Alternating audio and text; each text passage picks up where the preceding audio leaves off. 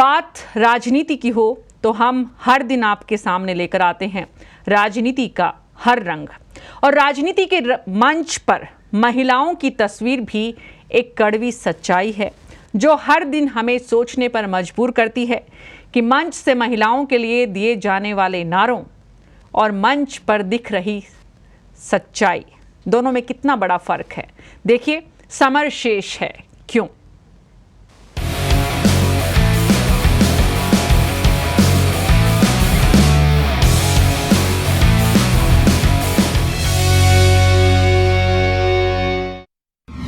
क्यों देवियों के नाम पर हो रही राजनीति? क्या है महिलाओं को मंचों तक नहीं आने देने की रणनीति? क्या महिलाओं को दरकिनार कर होगा जीत का जुगाड़? क्या बस पुरुष कार्यकर्ता ही लगाएंगे बेड़ा पार? राजनीति में महिलाओं की भागीदारी से क्यों है ये दूरी?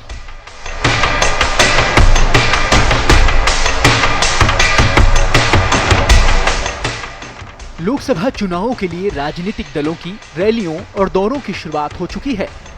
भाषणों के मंच लगातार सज रहे हैं और भाषणों में देवी रूपों की बात भी हो रही है, लेकिन शक्ति स्वरूपा यानी महिलाएं ही इन मंचों से नदारद हैं।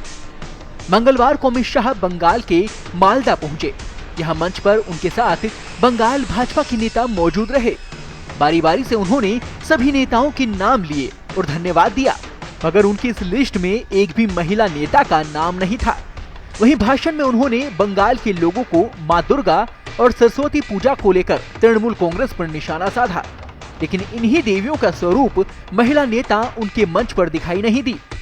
बीच में एक महिला नेता कहीं पीछे दिखाई दी और वो भी कुछ देर में वहां से चली जाती है। बात यही कि उनके लिए पार्टी के पास कोई नीति ही नहीं तो वह मंच पर रहकर भी क्या करेंगी, जबकि बंगाल में इस समय महिला मुख्यमंत्री मजबूती के साथ उनके सामने खड़ी है। महिलाएं राजनीति में उनको चुनौती दे रही हैं, फिर भी महिलाओं को दरकिनार कर भाजपा बंगाल में जीत का जुगाड़ कर रही है। मित्रों, बंगाल के अंदर दुर्गा विसर्जन की परमिशन नहीं, कहा पाकिस्तान जाकर करेंगे हम। सरस्वती पूजन नहीं होगा, कहां जाकर करेंगे।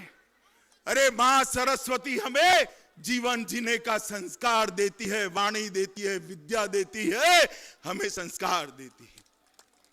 वसंत पंचमी के दिन अगर सरस्वती का पूजन नहीं किया तो हमारे जीवन के अंदर से तप और त्याग दोनों चले जाएंगे। सरस्वती पूजन करने के लिए प्रतिबंध, हमले होते, दुर्गा विसर्जन करने के लिए हमले होते। मित्रों, ऐसा बंगाल आप चाहते हैं क्या? जरा जोर से बोले, चाहते हैं क्या? जहां दुर्गा विसर्जन की परमिशन हो, ऐसा बंगाल चाहते हैं क्या आप?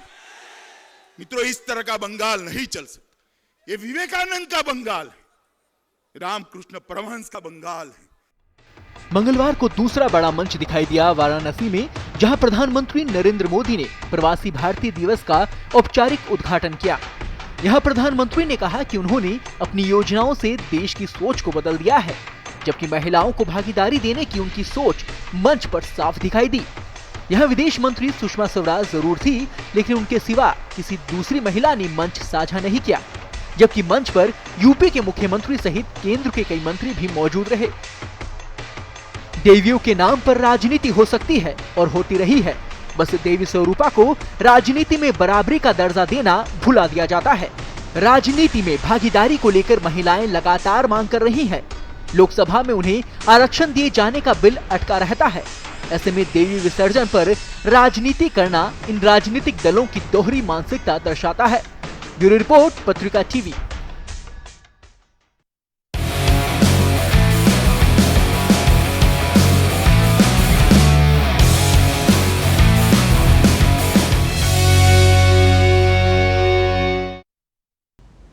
सरकार कोई भी हो, राजनीतिक दल कोई भी हो, मंच जब सजता है, मीटिंग्स जब होती है, बैठकें जब होती हैं, तो वहां पर महिलाएं कितनी संख्या में प्रथम पंक्ति में, पहली कतार में होती है, ये सवाल हम समर शेष के जरिए हर दिन उठाते हैं।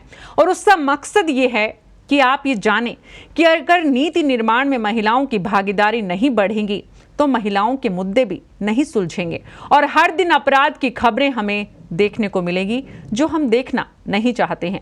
न समाज देखना चाहता है, न सरकार। इसलिए हम हर दिन याद दिलाते हैं, समर शेष क्यों है।